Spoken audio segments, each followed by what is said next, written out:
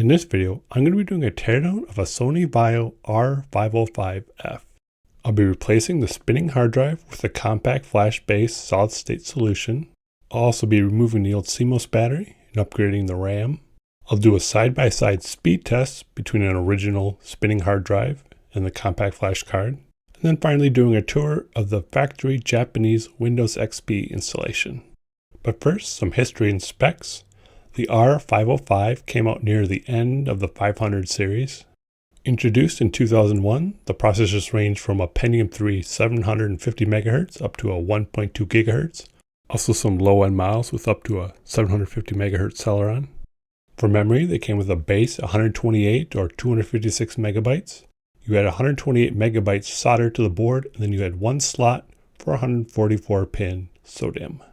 For the display, you got a 12.1-inch 1024 by 768 screen, powered by Intel 830M graphics. Hard drive ranged from a 15 GB to a 60 GB 44-pin 2.5-inch IDE hard drive. Starting with later R505D models, you got integrated 802.11b Wi-Fi. All R505s came with a dock with a DVD drive and a bunch of additional ports. For operating systems, you got either Windows XP or 2000. This line is also notable for being the last to carry the super slim branding at 1 inch thick and 3 3/4 pounds, with the successor V505 series having an integrated DVD drive and gaining a bit of thickness. Now let's take a quick look at my US model R505JS. On the side we have a USB port, microphone, headphone, iLink FireWire, PC card slot, and under these two flaps we have our built-in modem and Ethernet. Rubber's disintegrated here.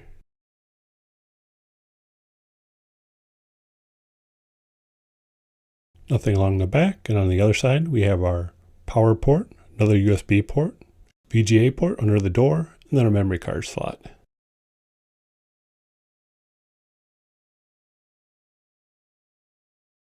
Under the lid we still got our factory spec sticker, trackpad with jog dial. And now with the lid open, we can flip down the door on the VGA port. Check it out.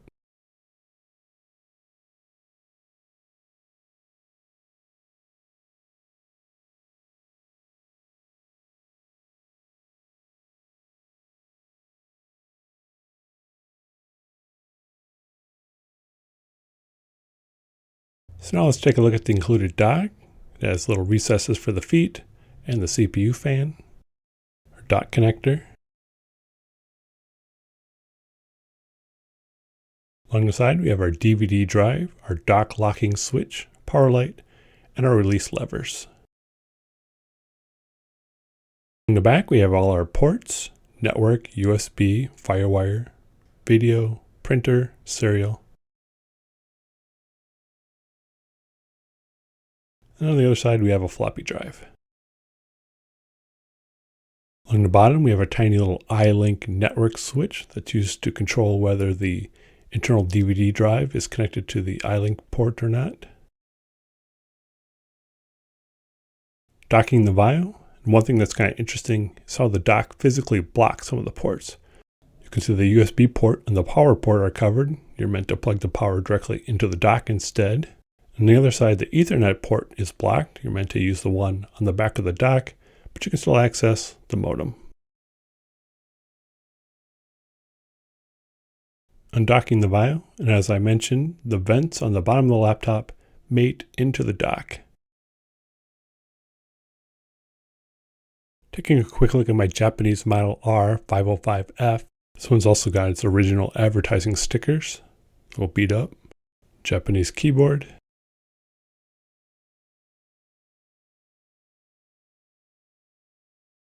The only other slight physical difference I noticed between this US and Japanese model is the Japanese model has a switch that locks the VGA door. So now let's start the disassembly, beginning by removing the battery.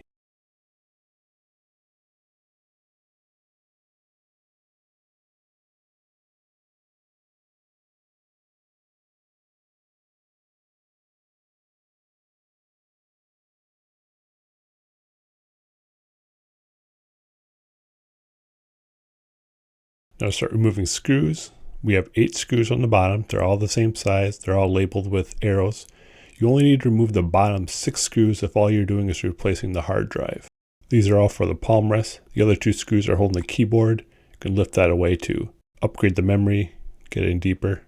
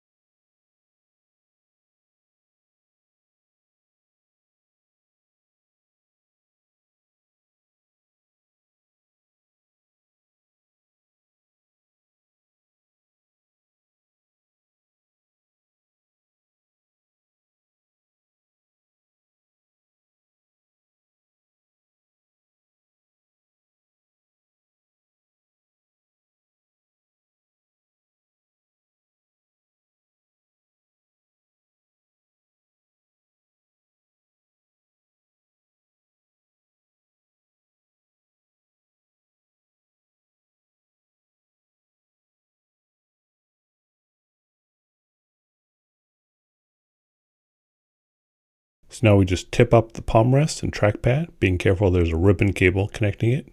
Just lift up the small little clip, slide it out.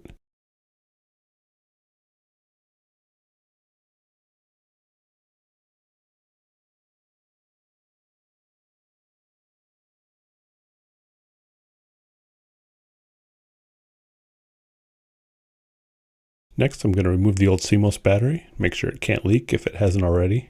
We can see the battery, but we can't easily get to its connector without removing the little daughter board with the memory card reader. Just release the clip holding the reader to the main motherboard, opening the VGA door, taking off the little plastic trim piece. Then we have 2 screws holding on the daughter board, and then we can remove it.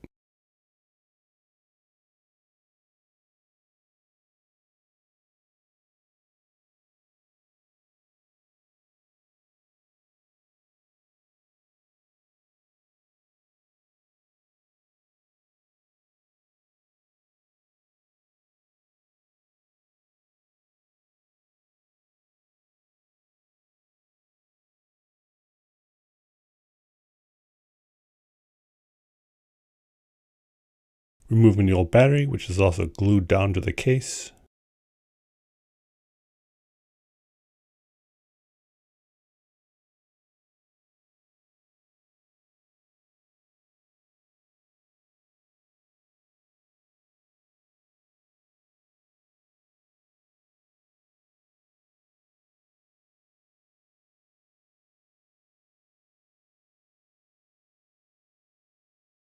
So I have a little corrosion on the battery connector, the green on the pins, also a little bit on the motherboard connector, but it hasn't really spread too far, done a lot of damage.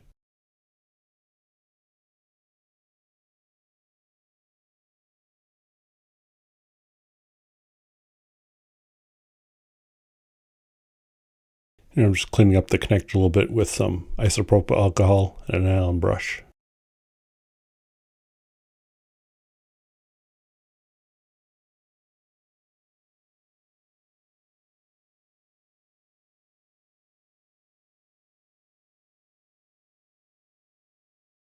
Now I can reinstall the memory card daughter board with its ribbon cable, 2 screws, and plastic trim piece.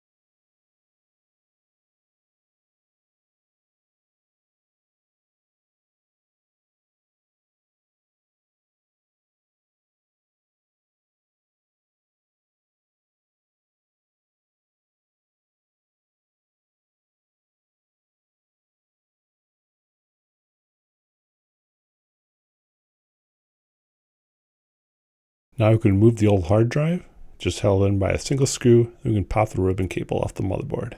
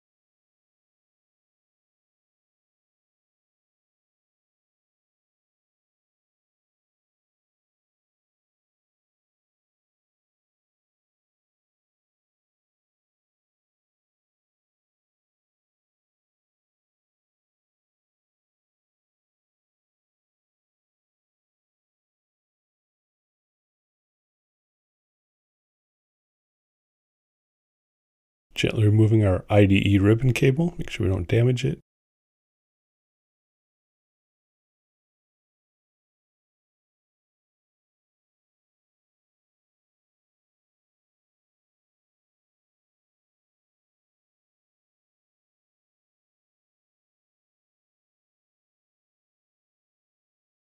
Here's my 44-pin IDE compact flash adapter, trimmed off the jumper pins. An 8GB industrial compact flash card, makes it easier to do clean installs in Windows XP.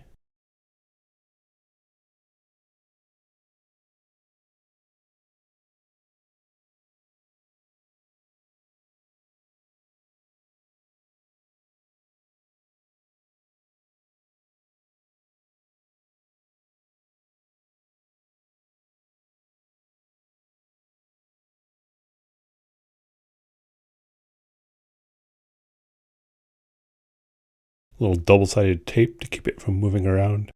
I like how easy it is to come back in later and swap these cards. It's just the 6 screws into the palm rest, flip it out of the way, access the card.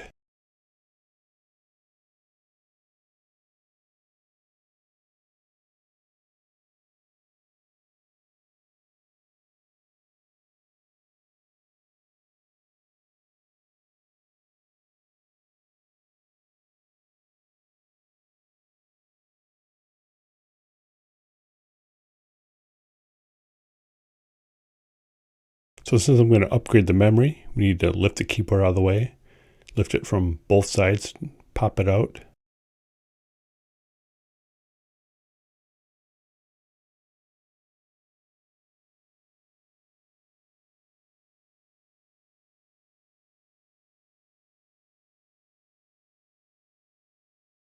So you can see the memory that's built into the board and our empty socket. I'm going to add in my sodium here, extra 128 megabytes.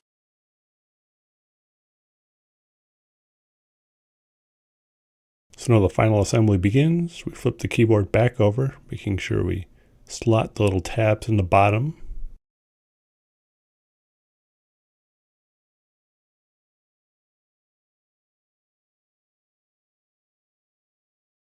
We reconnect the ribbon cable for the trackpad on our palm rest.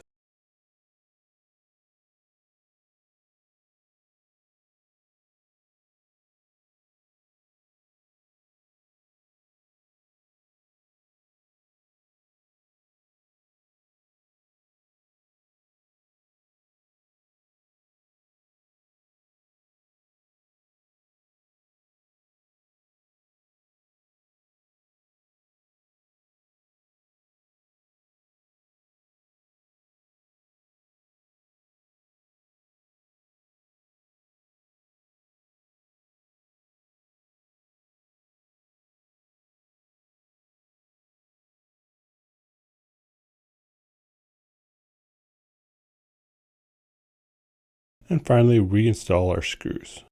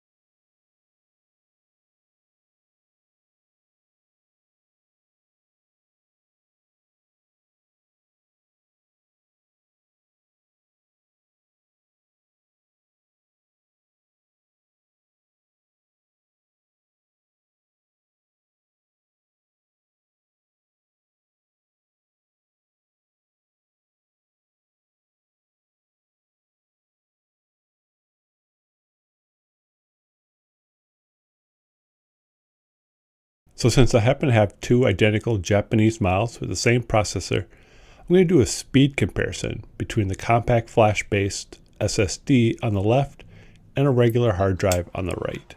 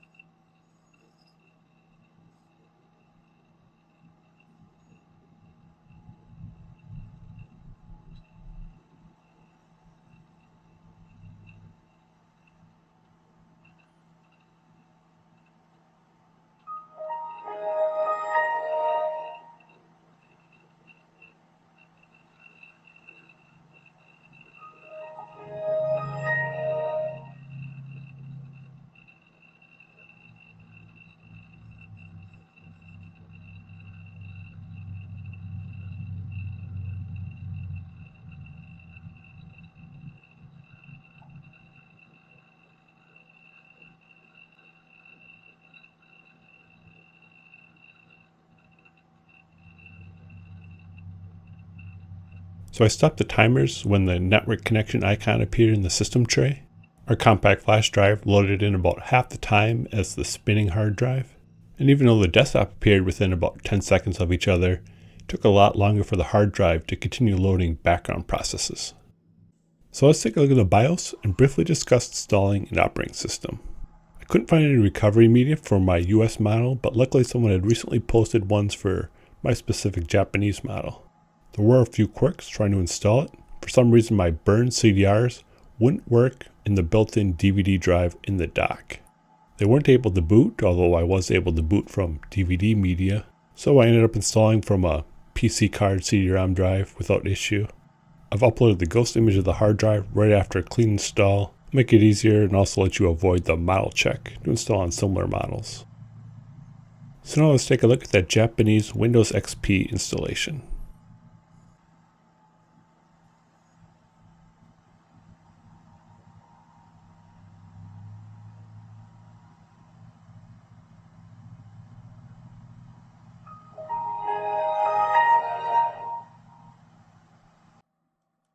So first, let me show off the jog dial. There's a little wheel in between the mouse buttons.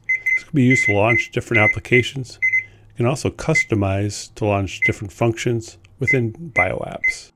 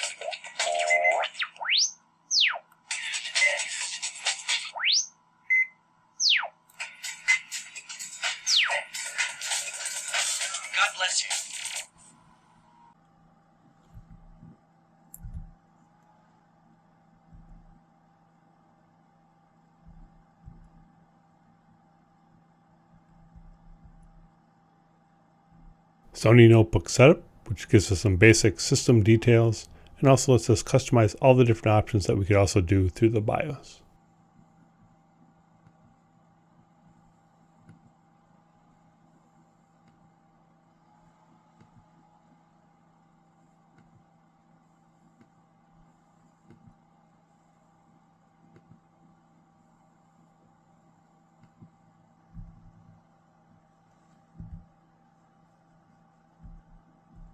The power panel, which runs in the system tray, gives us details on our battery, customize our power plan. You can see here my battery is still holding a charge. It's charging right now. It's at 35%. And under advanced, we can see that I have 332 cycles on this battery.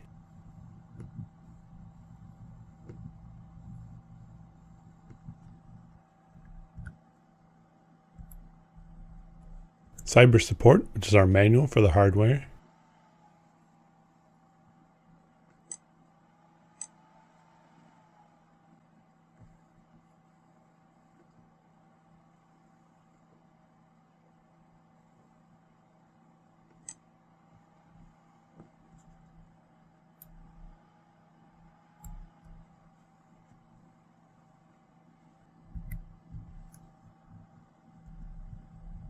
Movie Shaker, our basic video editor app. You add your different clips. You can add transitions between them. You can also apply a mood to automatically add in effects.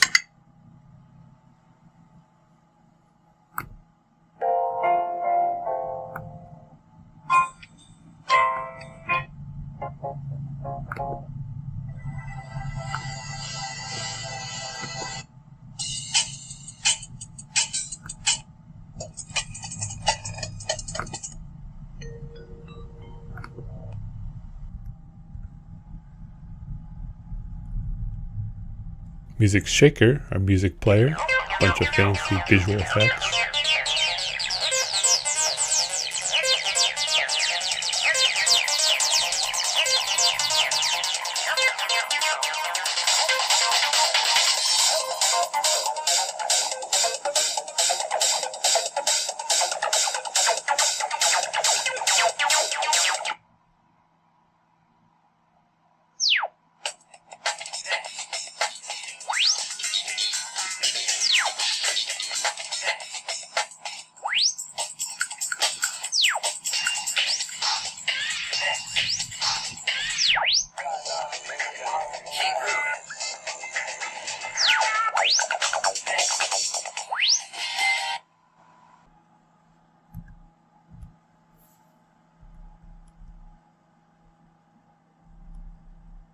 Pico Player, which can play streaming media.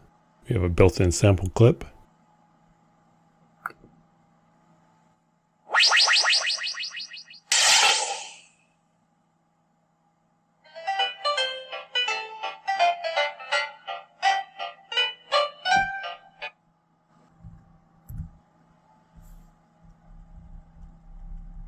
Picture Toy, which lets you take a screenshot and then annotate it with graphics and text.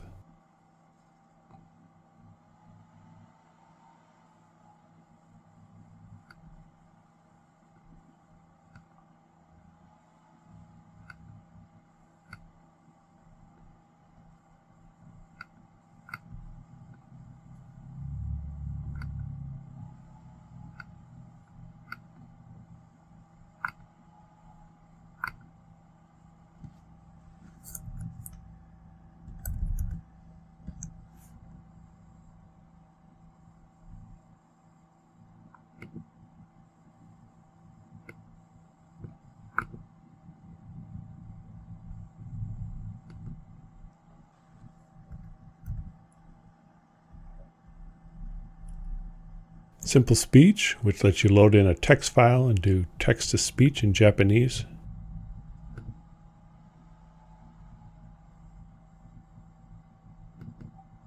Vaios Microsoft R Windows R XP Home Edition 日本語版使用許諾契約書重要以下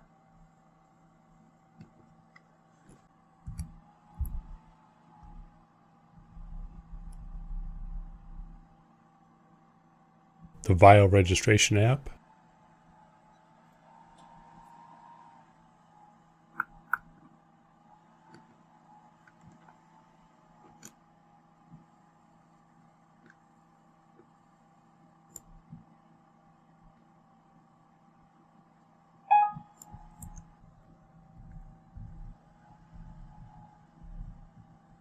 the Vaio Diagnostics app. This is a little bit different than versions I've seen on other laptops.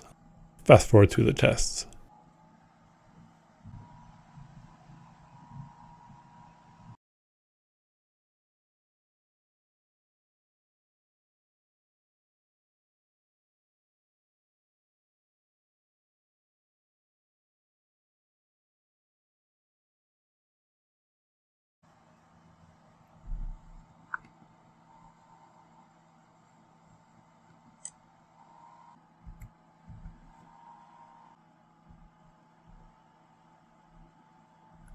Visual flow, which lets you navigate around your computer with a graphical UI to open different media files.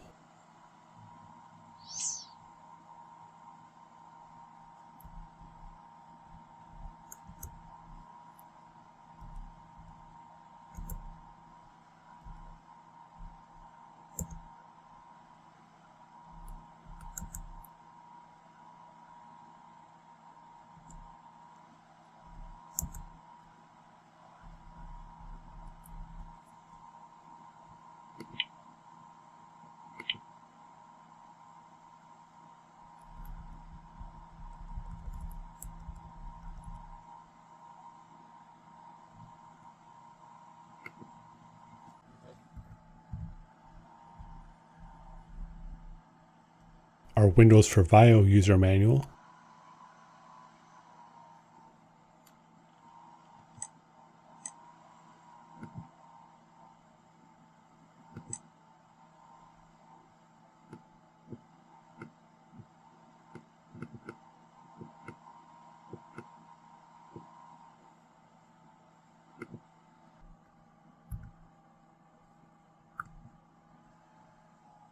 And finally, let's take a look at the system properties.